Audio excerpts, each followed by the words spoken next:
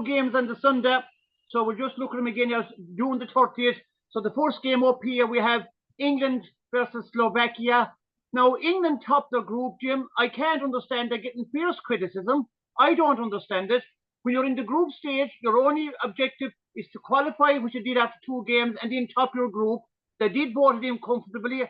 They're playing some nice position game. They seem to be getting fierce criticism in the media, even from their own supporters. Is this just par for the course with England? Their supporters in the media, they're never happy, and just your general thoughts on the tie against Slovakia. Yeah, well, in fairness to England, if they had been in a more formidable group in terms of that, they could have been in trouble in terms of the performances. And there's a simple saying in terms of possession football and the ability to keep ball and play with the ball and string a series of passes and moves and sequences together. And it just seems that's where it's sort of breaking down with England at the moment in terms of it. They're playing through the lines, going from back to front, retention of the football, dominating spells. It's all very patchy. It seems at times that England can't put 4 or 5 passes together without handing it over to the opposition. And they're surrendering chances as well. They're surrendering chances. It looks like there's a bit of nervousness in the team. Centre halves making unnecessary mistakes as well in terms of that. So you always feel at England at the moment there's a bit of a vulnerability about them this time around that there wasn't in the last Euro tournaments. You felt that they were a bit more rock solid in terms of without the ball, while this English team look very open without the ball. That is my concern, that they have an awful lot of ability going forward and they will create chances, and they'll create chances against the best of teams. They will create chances against everyone in this tournament. There's no doubt about that. But my worry about them is that they're conceding more chances than what they're creating at the moment. And I just feel maybe Manu going in, as they're saying, with Declan Rice could beat that up in terms of that. But maybe even dropping Bellingham further back and making a 3 there, and maybe in terms of a 3 across that midfield will give that bit of protection and allow England to sort of dictate play and play the ball out from the back at the moment. Because it feels to me that there's no pattern to England's play at the moment. It's all very go out and let's see what happens on the day in terms of that. And when you're not playing with a strategic sort of a method, it can look very ropey and messy at times. While England are getting the job done, it just looks very, very messy and uneasy on the eye. Yeah, sorry, Jim, just come in there. Jim, I'll go back, and again, I can go back over the years. I go back to 1982 in the World Cup. Italy, 3 draws in the group stage. They looked very, very poor, and then suddenly in the knockout stages, they turned it on. Now, I'm not saying England are going to go all the way when I don't know. But to me, England had a perfect group stage. It is, in my opinion, it's no good playing brilliantly in the group. That's absolutely no good. Now, especially when you have 24 teams, it's about pacing yourself. I think they had a perfect group. They made mistakes, but they got through it. They learned. The last game against Slovenia, they dominated the second half, even though they didn't score. And I think they're perfectly placed. So just your thoughts on that, and then maybe a quick word on Slovakia. Yeah, just my thoughts on that is that going into tournament, every manager should have certainties about his best team and his starting 11 and the team that he wants to finish the team, the sort of game in terms of that. I mean, you just look with Southgate as well. He's bowing to public sort of pressures, an awful lot of public hyping for Cole Palmer to get a run the last day. He got a run, an awful lot of people hyping the day before for Gallagher to get a run. So you just feel that he's an insistency to play Foden and Bellingham and Kane in that sort of team. That looked like it won't change. All 3 players like to drop into that sort of 10 hole, and it's clogging the sort of channels.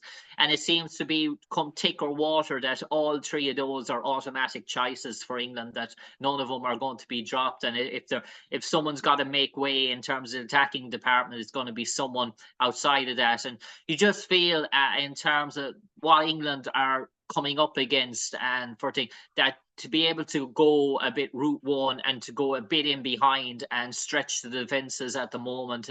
It's all in front. Everything England are doing at the moment is in front of teams. And while that might be get them a past lesser sort of opponents, when they come up against teams that like to dominate the ball, like Spain and Italy, I just wonder will that sort of come back to haunt them. But just on Slovakia won't be no mugs. They have some real top midfielders: Kuchka, Lobotka, from Napoli.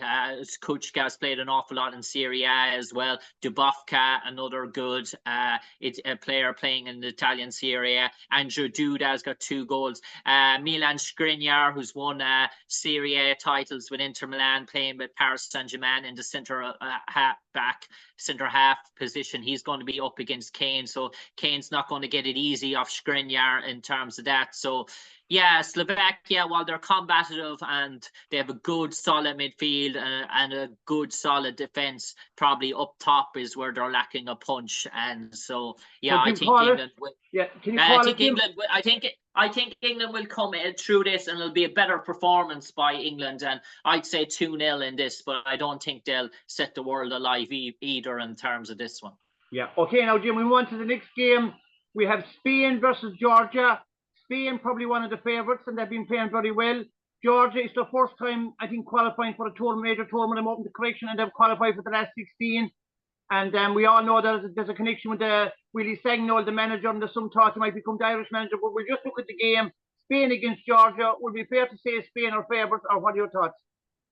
Spain are favourites, but with a word of caution, Georgia are no mugs. If you look at Georgia's performances in the group so far, Turkey the first day out, very unlucky to lose that, and the scoreline was probably a bit of injustice. It was probably one of the games of the tournament. Georgia played very well against the Turks. Maybe the second day out probably wasn't the best performance for them, but still got a result against the Czech Republic, a battle-hardened Czech Republic side, and then obviously the famous victory against Portugal. They have a world-class player named Kishashvili. Kochashvili, the guy who's playing in the second division with Spain, with Levante, has been very impressive in the centre half position.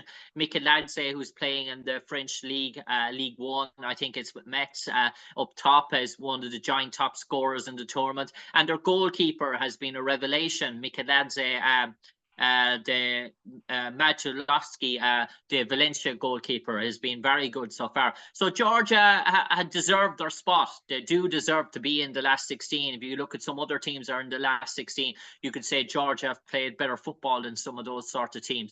Just on Spain, yeah, in terms of Spain, that I want to tip Spain to do much going into this tournament, but in terms of little that I know, in terms of the change of the philosophy in terms of the Spaniards and the more direct approach, and that's all got to do with their wingers and the threat they posed.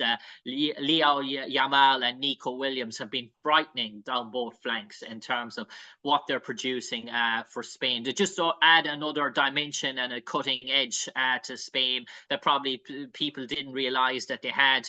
Fabian Ruiz has been good in that midfield with Pedri and Rodri as well. Probably I've never been the greatest Morata fan in terms of myself personally. I think maybe he may be found out later on in the tournament in terms of his maybe flaws to his game in terms of that.